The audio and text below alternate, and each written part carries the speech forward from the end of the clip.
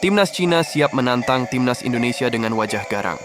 Tak ada ketakutan sama sekali meski tim Naga akan bermain di neraka Stadion Utama Gelora Bung Karno, Jakarta. Duel Matchday 9 Grup C putaran ketiga kualifikasi Piala Dunia 2026. Zona Asia akan berlangsung pada 5 Juni. Nasib Indonesia masih lebih baik dibandingkan Cina. Tim Naga terpuruk di dasar klasemen, buntut dari 2 kekalahan beruntun dari Australia dan Arab Saudi. Indonesia sendiri berada di posisi keempat bermodalkan 9 poin, atau lebih berpeluang melaju ke fase selanjutnya. Sempat terpuruk usai dipermak Australia 5-1. Skuad Garuda mampu bangkit dari keterpurukan setelah sukses mengalahkan Bahrain 1-0 di laga terakhir. Meski berada di atas angin, namun di atas rumput semua bisa terjadi. Dengan kata lain, tak ada jaminan 100% JIzes CSS bisa memenangkan duel. Biar bagaimanapun, Cina tetaplah tim tangguh. Terlebih pada pertemuan pertama tahun lalu, pasukan Branko Ivankovic mampu melumat Indonesia 2-1. Di tengah persiapan, tim tamu yang kian menggebu, ada kabar tak sedap dari ruang ganti Timnas Indonesia. 2 pemain kunci, Maarten Paes dan Marcelino Ferdinand, dipastikan tak bisa tampil karena terbentur akumulasi kartu kuning. 2 jagoan lainnya, Kevin Dix serta Dean James, juga masih dibekap cedera. Keduanya harus berurusan dengan tim medis lantaran cedera saat membela klubnya masing-masing. Target tinggi yang dipatok Cina membuat Branko Ivankovic tak mau melewatkan sedetik jua untuk terus memantau performa maupun perkembangan anak-anak asuhnya, termasuk duo bintang pemain naturalisasinya yakni Tyus Browning dan Serginho. Siapa keduanya dan seberapa garangnya mereka sehingga JIzes DKK kudu ekstra was-was.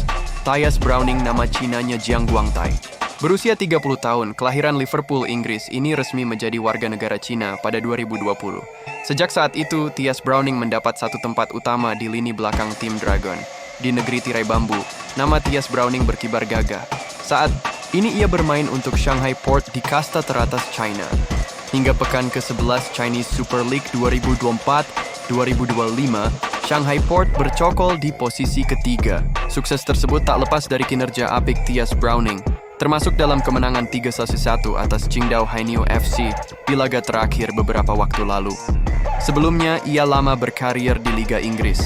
Selama 2 tahun dari 2017 hingga 2019, ia tercatat sebagai pemain Everton. Hanya saja ia lebih sering dirental ke klub lain seperti Wigan Athletic, Preston North End, dan Sunderland. Dengan postur menjulang setinggi 1,8 meter, Tyus Browning dikenal sebagai bek yang jago berduel di udara.